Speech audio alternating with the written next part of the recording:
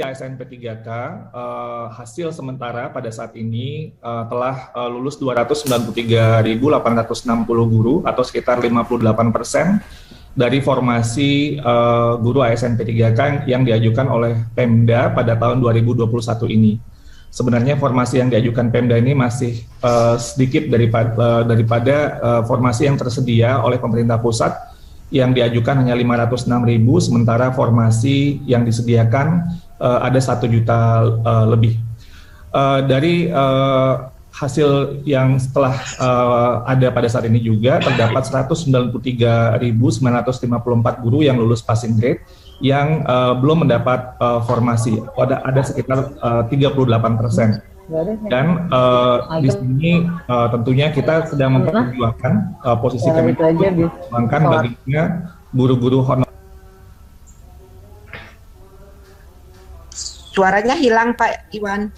Oke, jadi saya mengulangi kembali, posisi Kemendikbudristek adalah jelas kita memperjuangkan bagaimana guru-guru yang telah. Dunia berubah, memaksa kita untuk berbuat lebih. Pemaparan informasi pun hampir semuanya telah lulus passing grade ini akan mendapat formasi tanpa harus ikut tes lagi. Tentunya ini mensyaratkan dan kami memohon bantuan kepada Komite 3 DPD RI yang terhormat supaya kepada konstituennya dan Pemda yang terkait untuk mengadvokasikan untuk mengajukan formasi sebesar mungkin, semaksimal mungkin sesuai dengan kebutuhan. Karena tanpa ada pengajuan formasi oleh daerah, tentunya hal ini tidak bisa terselesaikan. Mohon diingat bahwa jumlah formasi yang tersedia itu 1 juta lebih, sementara jumlah guru honorer sekolah negeri yang tercatat itu 742.000. Artinya jika pemerintah daerah mengajukan formasi yang maksimal 1 juta formasi tersebut, maka besar kemungkinan guru-guru honorer yang sudah, apalagi yang sudah lulus passing grade itu akan mendapatkan formasi karena jumlah formasinya jauh lebih besar daripada jumlah guru honorer yang ada di sekolah negeri. Jadi itu kunci utama dan perlu kita advokasikan bersama-sama. Selain itu, ada kekhawatiran daerah yang menyatakan bahwa untuk dia itu biayanya dari APBN atau APBD? Iya, boleh saya lanjutkan dulu Bu Silvi. Saya tahu pasti nanti ada pertanyaan lanjutan di situ. Saya memohon izin menjelaskan. Jadi pertama nanti akan saya bahas tentang anggaran. Yang juga sebelum itu perlu juga dilihat ada data yang kemudian kami cermati. Ada 117.000 formasi, 117.939 formasi yang sama sekali tidak dilamar oleh guru-guru kita di tahap 1 dan tahap 2. Ini sekitar 20% dari formasi yang tersedia tapi tidak dilamar sama sekali. Satu pun tidak ada yang melamar di tahap 1 dan tahap kedua. Ketika kami zoom in, ini ternyata formasi-formasi yang ada di daerah-daerah yang sulit.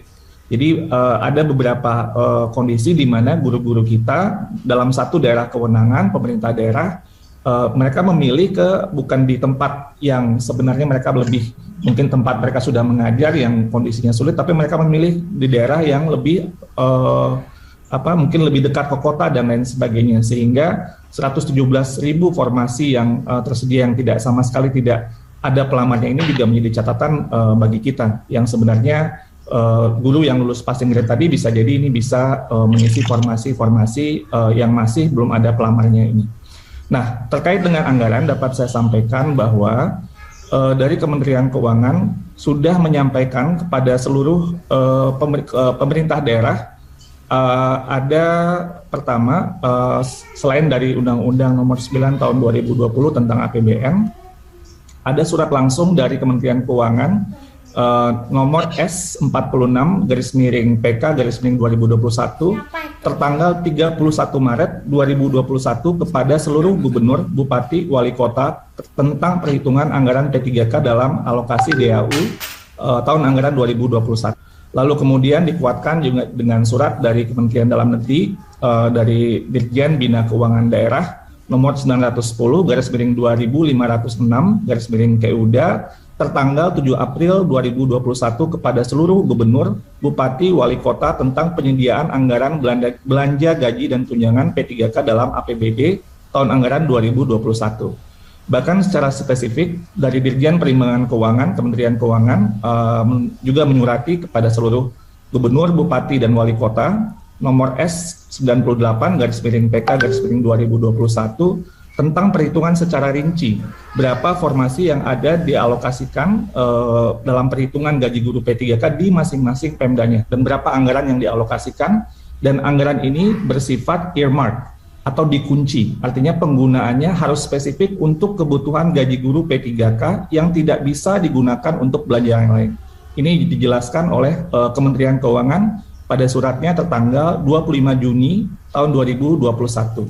Nah, untuk tahun 2022 kita sudah menghitung ada 758.000 formasi, termasuk guru yang pensiun, termasuk guru agama, dan ini sudah dialokasikan di APBN sesuai dengan Undang-Undang Nomor 6 Tahun 2021, dan Kementerian Keuangan telah mengirimkan surat kembali, surat dari Dirjen Perimbangan Keuangan nomor S204/PK/2021 tertanggal 13 Desember 2021 kepada seluruh bupati, gubernur, bupati, dan wali kota tentang perhitungan anggaran P3K guru dalam alokasi DAU tahun anggaran 2022. Bahwa perhitungan kebutuhan gaji untuk formasi ASN daerah dalam alokasi DAU 2022 telah ditetapkan, dan untuk guru-guru yang telah lulus di formasi di seleksi tahun 2021 sudah dialokasikan gaji pokok untuk P3K guru ini sebanyak 14 bulan gaji. Saya ulangi, 14 bulan gaji, termasuk gaji tunjangan hari raya dan kebijakan gaji ke-13.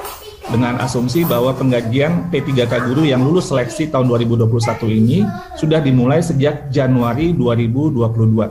Ini sudah dianggarkan dan sudah dijelaskan oleh surat dari Kemenkeu kepada seluruh kepala daerah. Lalu untuk kebutuhan gaji pokok guru P3K yang nantinya lulus di seleksi tahun 2022 ini diasumsikan akan dimulai setelah lolos seleksi dan proses seleksi ada 3 bulan gaji sejak bulan Oktober 2022.